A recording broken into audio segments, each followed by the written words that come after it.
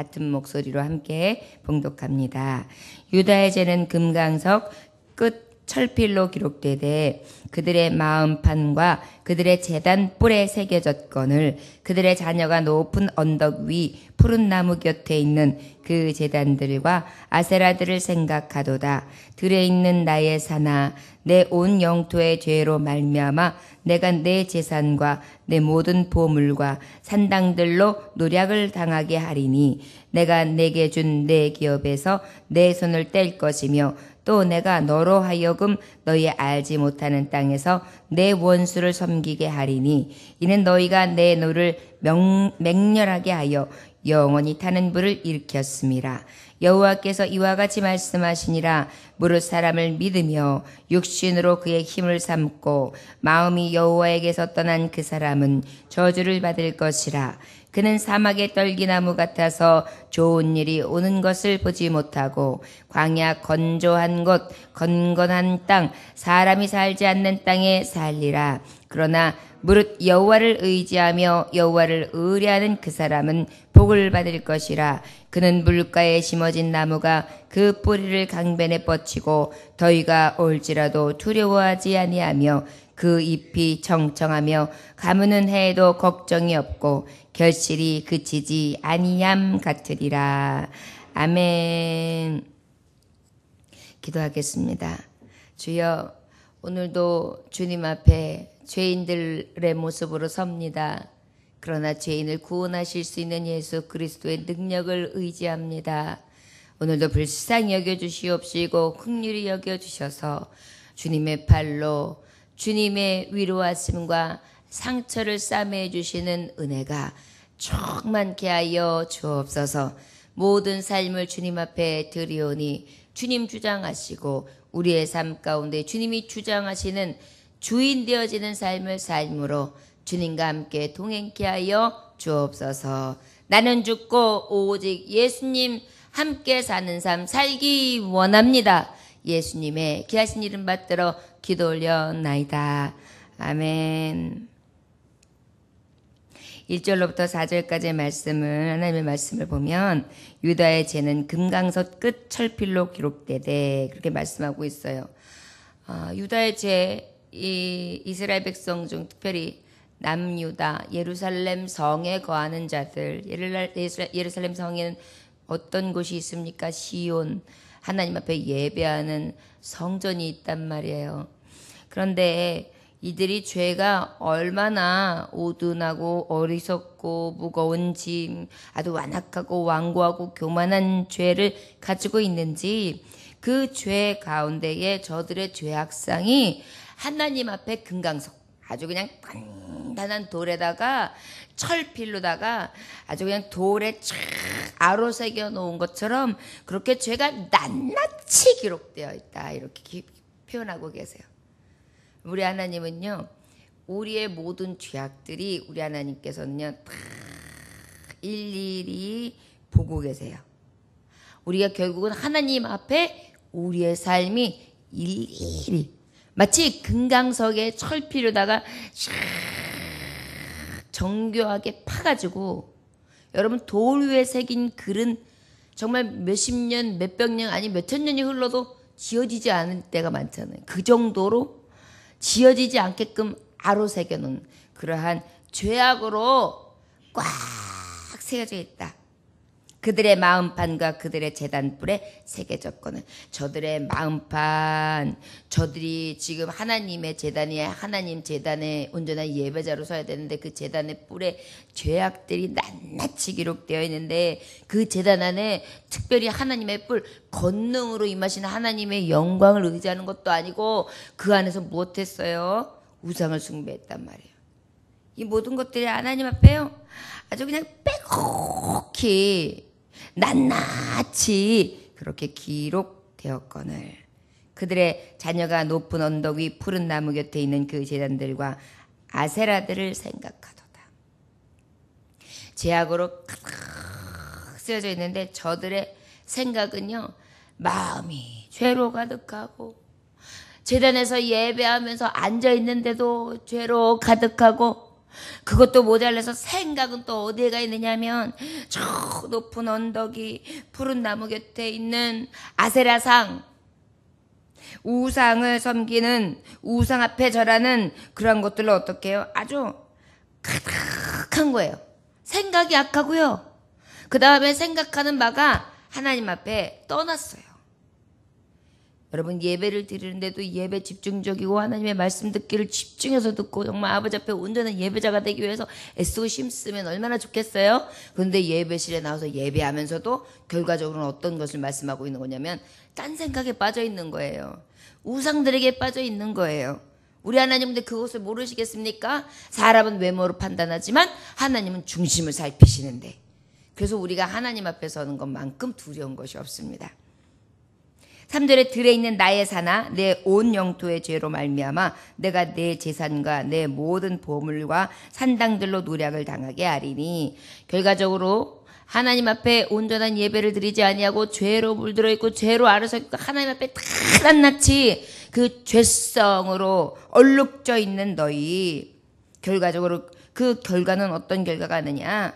나의 사나, 이거 뭐예요? 시온산아, 하나님이 거하시는 산에, 하나님이 함께 하시는 산에, 나의 백성들이 있는 산에 내 온 영토의 죄로 말미암아, 너희들의 온갖 죄로 말미암아, 특별히 우상을 숭배는 죄로 말미암아, 세상의 욕망과 육신을 따라가는 그러한 죄로 말미암아 내가 이제 너 재산 가지고 있는 재산들, 모든 보물들, 산당들로 노략을 당하게 하리니, 아주 귀중한 것들은 전부 다 어떻게 빼앗기게 만드는 거예요. 싹 교동맞게 되는 거예요. 내가 내게 준 내 기업에서 내 손을 뗄 것이며, 하나님이 손을 떼신대요. 우리나라가 지금 이제 국방 보호와 수호를 하기 위해서 우리나라의 국방 자구책으로만은 부족하기 때문에 그래도 미국과 함께하고 있잖아요. 지금은 그래도 많이 자주화가 됐다고 하지만 아마 우리가 굉장히 어려운 시국에 미국이 우리와 함께 그 국방을 같이 보호해주지 않았다면 아마 위급한 순간은 굉장히 더 많았을 것입니다. 지금도 손을 떼면 위험하다, 저들이 철수하면 문제가 심각하다, 이렇게 이야기하거든요. 근데 이제 정말 절실할 때 어때요? 저들이 탁 빼가지고 가면 이제 그때서부터는 누구도 보호해줄 수 없는 나라가 되는 거죠. 하물며 사람이 세운 나라, 사람이 이루어가는 나라, 하나님이 사람을 통하여 통치하시지만 그래도 사람이 통치하는 나라들이 손을 빼는 것도 두려워요. 그런데 여기서 말씀이 뭐라 그러시냐면, 하나님이 어떻게 하냐면 이제는 손을 떼신대요. 하나님이 손을 떼신다는 건 뭐예요? 하나님의 인도와 보호와 하나님의 권능과 능력과 하나님이 내려주시는 은혜의 손길이 딱 끊어지는 거예요. 여러분, 우리가 신령한 저절 사모하잖아요. 하나님의 은혜를 사모하잖아요. 우리 그 은혜 떨어지면 안 되잖아요. 그 은혜마저도 이제 떨어지는 거예요. 무엇 때문에? 우상을 숭배하고 세상 속에 육을 따라가는 죄악의 관용함을 통해. 하나님은요, 참고 또 인내하시고 긍휼을 베푸시고 돌아오라고 말씀하지만 꿋꿋하게 돌아오지 아니하고 반역하고 완악한 심령을 가진 자들에게 결과적으로 하나님이 무엇 하신다? 진노를 내리신다. 그런데 그 진노가 어떻게 되느냐? 이제 내가 너의 손 준 기업에서 손을 뗄 것이다. 너의 재산도, 너의 보물도, 너의 산당에 있는 모든 재물들도 싹 노략을 당하게 할 것이다. 이제 내 손을 뗀 것이다. 또 내가 너로 하여금 너희 알지 못하는 땅에서 내 원수를 섬기게 하리니, 결국 뭐예요? 다른 나라에 가서 포로가 되어서 종살이를 한다는 거예요. 섬기는 게 뭐예요? 종살이하는 거예요. 나라를 빼앗겼습니다. 국민의 주권도 빼앗겼습니다. 그리고 난 다음에 그곳에서 종노예 생활을 하오니 얼마나 슬프고 공고한 삶을 살까요? 이는 너희가 내 노를 맹렬하게 하여 영원히 타는 불을 일으켰습니다. 하나님이요, 진노가 확 이러는 거예요. 우리가 왜 너무나 속상하면 우리말로 표현하는 거 있잖아요. 열받아. 진짜 열받아. 막 이렇게 표현해요. 뚜껑 열렸어. 나 이제 못 참아. 막 이렇게 얘기해요. 끌어오르네. 막 이렇게 해요. 우리 하나님이요 지금 우리 눈높이에 맞춰서 그렇게 표현해 주시고 계세요. 내가 이제 너한테 손 뗄 거야. 더 이상 나한테 얘기하지 마. 더 이상 이제 도움은 없어. 끝이야. 근데 그것을 하나님이 말씀하셨어요. 그뿐 아니라 이제는 내가 너희들이 진노의 맹렬한 불로 다스릴 거야. 아까 말했던 것들 그대로 이루어진다. 이렇게 선포해 주시는 거예요.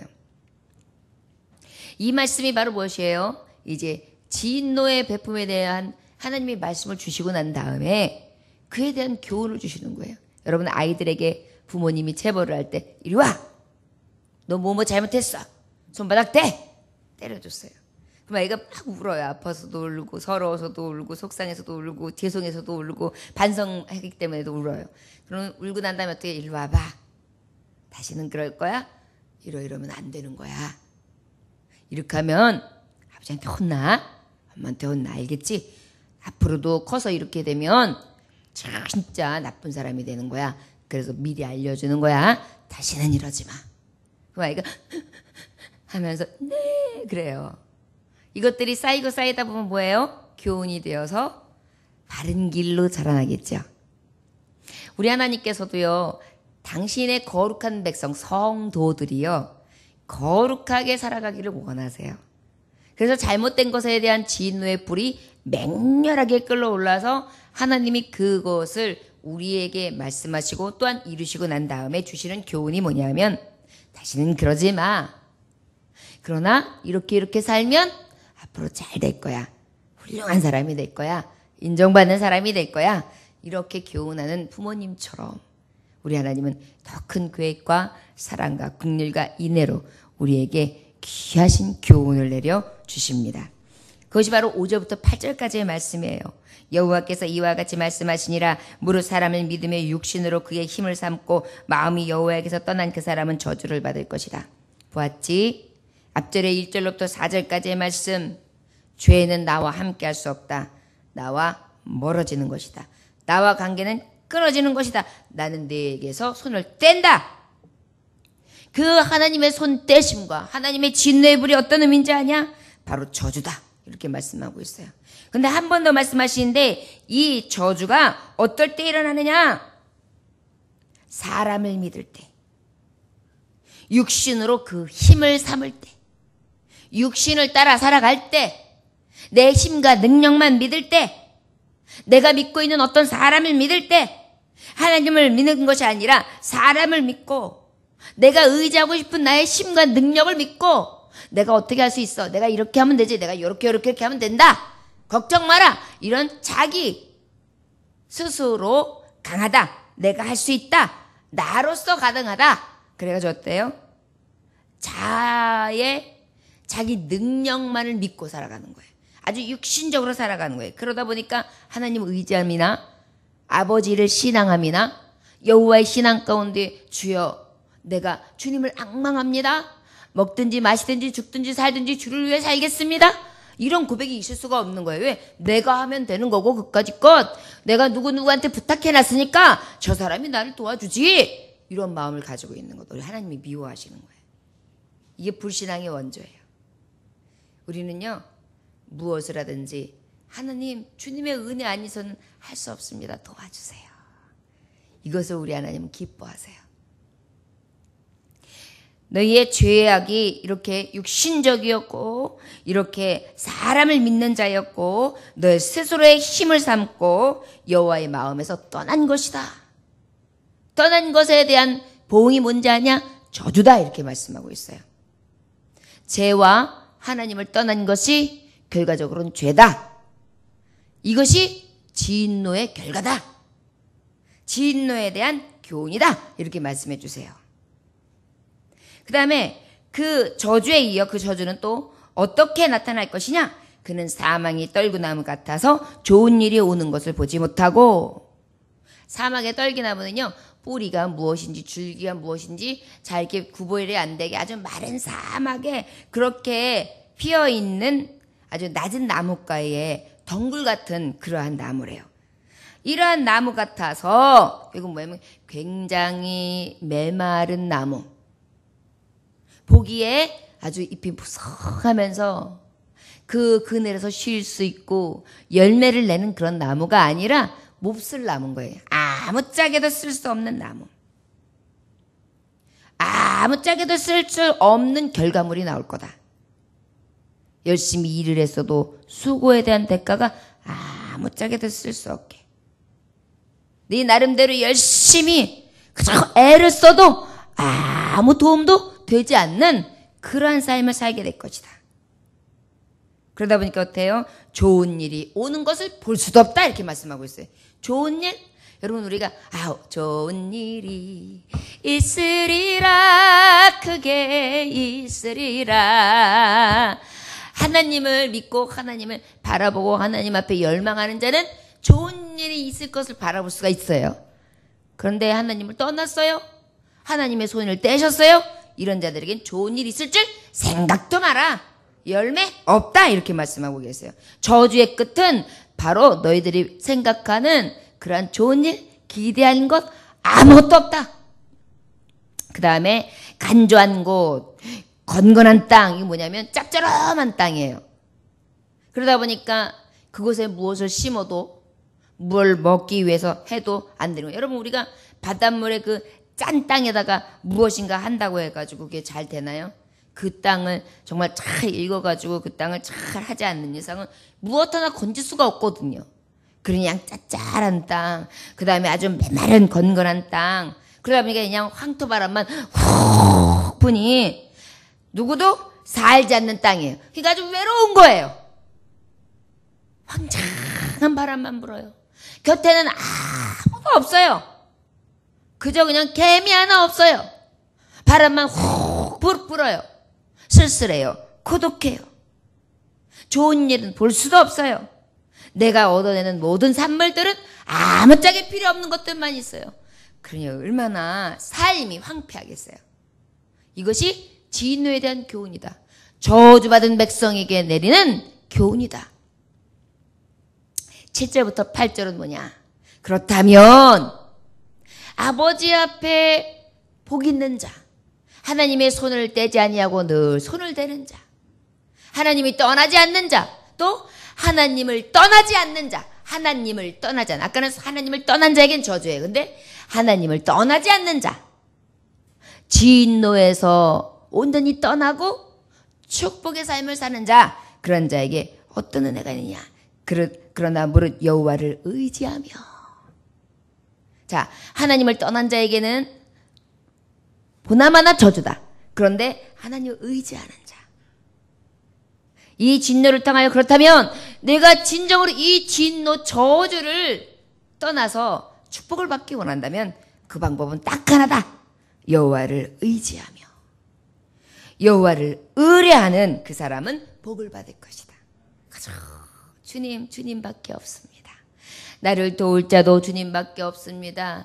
주님 나와 함께하여 주옵소서. 주님 내가 어디로 가오리까? 내가 무엇을 하오리까? 내가 지금 주님 앞에 어떤 삶을 살기를 원하나이까? 나의 헌신과 나의 삶은 하나님 앞에 상달은 되었는지요? 주님 내가 하는 모든 행동이 하나님 보시기에 바릅니까? 나는 주님 앞에 온전히 떠나지 않는 자, 아버지의 곁을 떠나지 않는 자, 주님만 의지하고 의뢰하는 자로 살기 원합니다. 주님 나를 떠나지 마시고 성신이여 내 안에 충만히 은혜를 부어주옵소서.